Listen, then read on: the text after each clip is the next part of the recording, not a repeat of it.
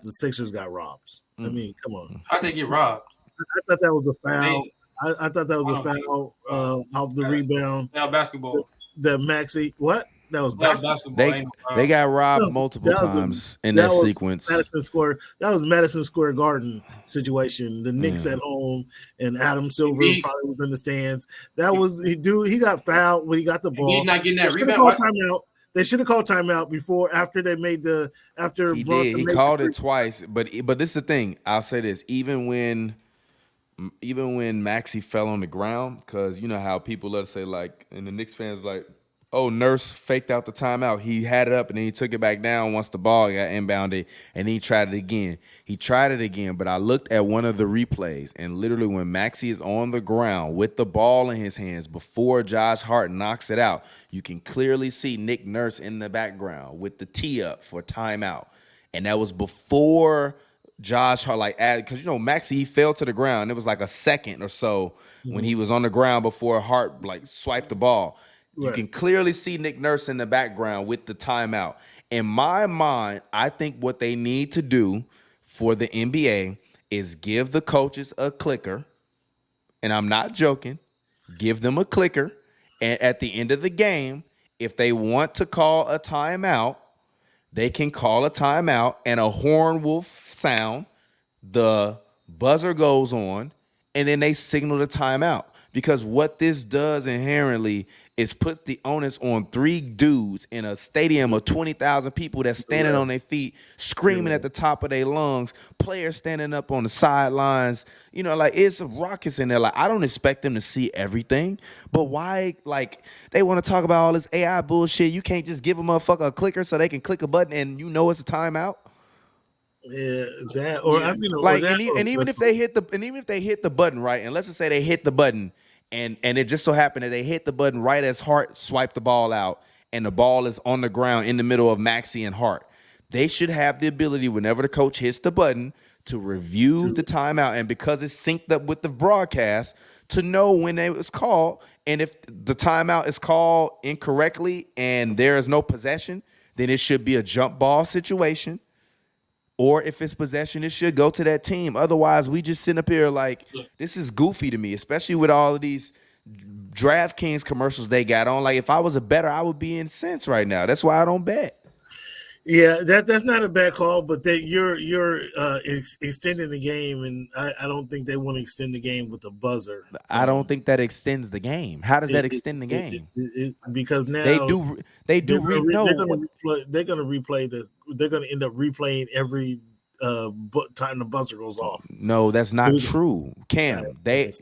After the 3-minute mark in the fourth quarter, your media timeout is gone. There's only 2 timeouts left with under 3 minutes left in the game for each team usually. That means at the most, if they hit the buzzer and there's no point of contention, move on. Let's just say it's a dead ball free throw and the coach hit the button and the timeout ring, or they just do the hand signal. Cool. But at the end of the they should have the option to signal in when they want to call a timeout, because otherwise you're literally relying on 3 people whose eyes are on the floor and not on the sidelines to regulate when a timeout is being called. And then if the coach runs on the floor, you're going to call a technical. Yeah, I get your point in theory. I just think that's going to extend the game. And I don't think it would at all. That is a reason, though, that they wouldn't. Would you rather get it right? No, I get your point in theory. It actually makes sense in theory. I just think it extends the game, and the reason they wouldn't implement something like that. Look, I get it. Y'all can about that. Nobody cares about the time. I'm not really giving y'all that. They should have called a timeout. If Embiid boxes Hardenstein out on that last play and grabs his rebound, not even Embiid, Batum and Tobias Harris. Embiid was down there too. He's the biggest one, so I'm gonna put it on him. You get a rebound right there. Defense does not get the opportunity to make that 3 ball and put them up. If that's they hard make to better decisions. That's hard to say. Lowry hits his free throws. They make better. If they can execute better, they win this game. I think this is thrilling. On the same series, it's probably going to go 7. This one's going to hurt. I do expect Philly to grab the next 2 at home. You think Philly can bounce back? That's my next question. That was my next question. Whose loss hurts more, and who's able to able to rebound from their loss? Is it the Sixers or the Lakers? This was the Sixers easy because their opponent isn't as good. Their opponent isn't half as good. The Nuggets are the defending champions. Yeah, but I think that going back home, and I think that all the fact that their star power has done such a great job of proving themselves. Maxey has been exceptional. Maxey is bananas.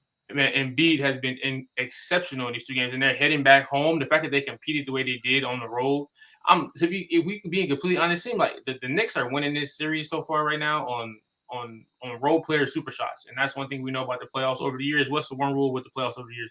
Role players play better at home. Yeah. I do not expect Josh Hart to make 3 threes in the last 2 minutes of the beginning of the game in Philadelphia. I do not expect Miles McBride to hit 6 threes in one game in Philadelphia. These things are not going to happen. I wouldn't be surprised if Philly wins the next game by 40. By 40? By 30 to 40 play. They're going to be extra fired up, and these role players are not going to produce the same way. And Brunson, he hasn't figured it out yet. This is his first playoff series as a lead dog. He has not figured it out yet. I think he's something nasty in the 2 games, like 20 for 45 or just something 20 for 50, something insane. He hasn't figured it out yet. They're throwing extra bodies at him. The physicality, it seems like he has not figured it out yet. Now you're going to go on the road to one of the most hostile environments in basketball. A hungry team. The fans are going to be loud as hell in Philly. The series is drastically going to shift. I feel like it's pretty much guaranteed to go back 2-2. And then whoever can steal that game 5 is probably going to be who wins this series. But this is probably the best first round series. And the Knicks, Knicks were my favorite team to watch this year, excluding the Lakers. My favorite league pass team. They play hard. I love Tibbs. Hard. They a really, really, really fun team to watch. Brunson was my favorite story of the year. I think he should be first team All NBA. But the fact that they get in the first round stuck with a Philadelphia team, we all know that is a little better than, they're not a typical 7-seed team. They're not right, sure. Yeah, so they're that low obviously because of Embiid's injury, but they can mess around and lose this series if they don't get more out of Brunson. And I'm sorry, I just don't expect these role players. These players, I love Josh Hart, I love him, I love these guys, but I don't expect them to continue to produce the way they have. DiVincenzo hits more threes than as many threes as, or he's just behind Steph Curry as the many threes in the second half of the season. So yeah, he's a heck of a shooter. Yeah, he is. So I can't fully rock with that they're not going to be able to perform on the road. All of them though, all of them though. I don't think all. I can't rock with that. Hart is just, he gives you, heart and hustle, and now he can make a shot every now and then. I can't just say he's going to be ass when they get to Philly. Hart and DiVincenzo combined for 8 threes. They both made 8 threes. They shot combined 8 for 15 from 3. Hart and DiVincenzo alone. They're not doing that on the road. If they do that on the road, I'll tip my hat. And yeah, you might be tipping your hat, dog. You might be tipping your hat because that's what DiVincenzo does. I'm not sure if you. I understand, but you say you watch the Knicks. You would have seen him. Hey, now we got to talk about this. Did y'all see what LeBron said? Nah, what he said? Let's see. Hold on. Let's see if I can. No, let's see if I can add it. You're not blaming somebody else. Can y'all hear it? Hold on. This is going to go. It doesn't make sense to me. It makes no sense to me. It bothers me. Just listen. Sorry I didn't answer your question, but that shit is like. Talk about the replay center. And then I just saw what happened with the Sixers Knicks game too. What are we doing? And then he walked off. So what do y'all think about that? I mean, obviously we're talking about, he talked about D'Lo getting hit in the face. He talks about what happened at the end of the 76ers game. Like, what do you think about that? Do you think it's just sour grapes from LeBron, or do you think that he had a point? I think he got a point. I'm not gonna be honest. The officiating has been awful since they started this sports betting stuff. Like, I'm not lying. Like, I'm not saying that. I'm not gonna blame the sports books because they are not the problem. But the officiating has definitely hit a steep decline in consistency and in overall just grade level to me since they started allowing people to bet on sports books everywhere. Like, it's completely subjective now, including the rules that have been written down in a rule book. So all season. So this is basically all season you're talking about. I've been saying this all season. I don't know, Thomas. The most I've seen is the game has been more physical since the All-Star break. Officiating is officiating, man. It's the officiating has always been sketchy. It's always been sketchy based on who you're watching or what game you're watching. I can't say it's getting any worse. I mean, we notice it more. There's more cameras at the game, more replays. We notice it more. I can't say it's only because of the betting, but then I'm not betting, so I'm sure bettors, those guys, everybody's betting the money is going to have that excuse, but I can't say that. What about you, Joel? And I just want to say this real quick. Robert Horry called out the Lakers and said that he didn't like the fact that they went away from Anthony Davis and D'Angelo Russell in the second half, i.e. giving LeBron the ball and moving out the way. But go ahead. I don't have too much to take on this. I mean, people are always going to have their conspiracies and opinions on the referees. I mean, it is what it is. I mean, the call. I mean, LeBron is obviously, extremely frustrated going down 0-2 again. He showed it last game 1 when he was on the bench. He's not happy with the result. I mean, anytime you're not happy with the result, first thing you do, somebody's got to take the blame. They want to blame it on Darvin Ham half the year. They want to somebody. So you just instead of just taking the L up on the chin like how a man should, he tried to point the finger somewhere else. I mean, I'm not really trying to hear that. I've never really been that type of person. Even though obviously the D-Lo thing, he got smacked in the face and they still and they reversed the call just because he already let go of the ball. That's bullshit. I'm pretty sure there's also a couple calls that could have went the other way as well from both sides. It's part of the game. It's gonna be bad calls. I'm not really here for the whole come to the box, come to the press and complain and all that. Like, nah, man, you were up 20. That's how I feel about it. Yeah, they were up 20 in the third quarter. Like, that's oh man. Do you think they can come back and win? You said that you wouldn't be surprised if the Sixers came back and win by 30. Can the Lakers win by 10? I wouldn't bet on it, but they can. Of course they can. That's why they roll the ball out there. I don't think it's impossible, but I don't think it's likely. It seems like this Nuggets team has a physical, mental, verbal advantage in every single way. X and O's, every advantage over the team. It seems like the sample size is very high. We've seen it too many times. It just doesn't seem very likely. I wouldn't bet on it, but it's possible. Fellas, but the NBA, you guys remember the video, the commercial, right? The NBA is fantastic, man. This is these playoff games. This is the time of year we wait to see. We wait for, right? Because the NBA is fantastic.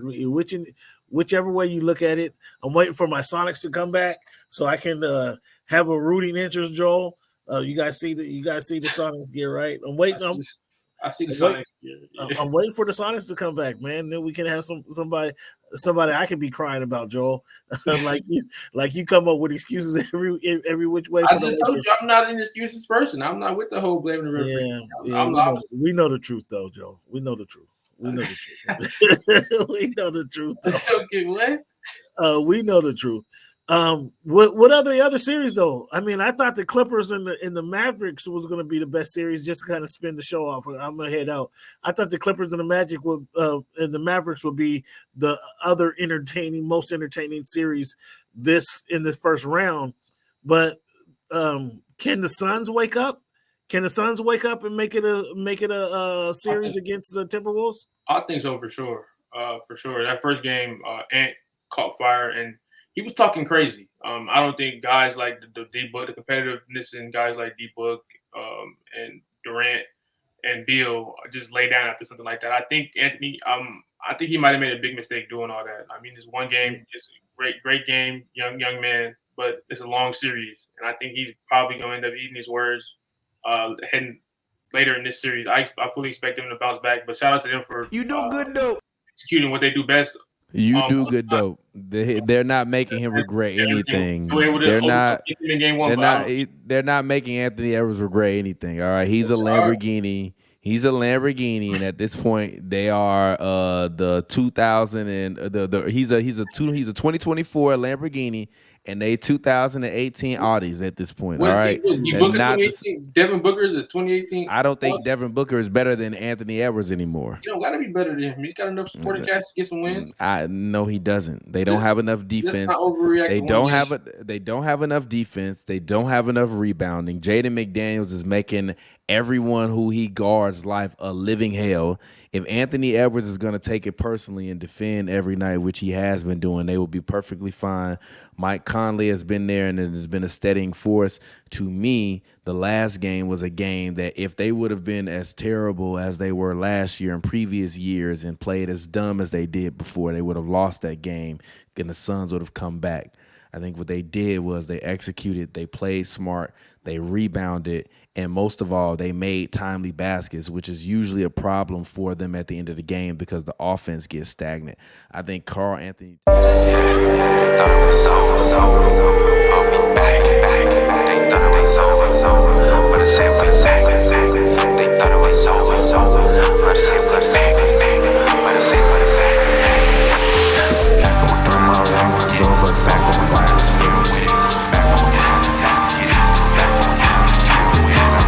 But I'm back on my grind.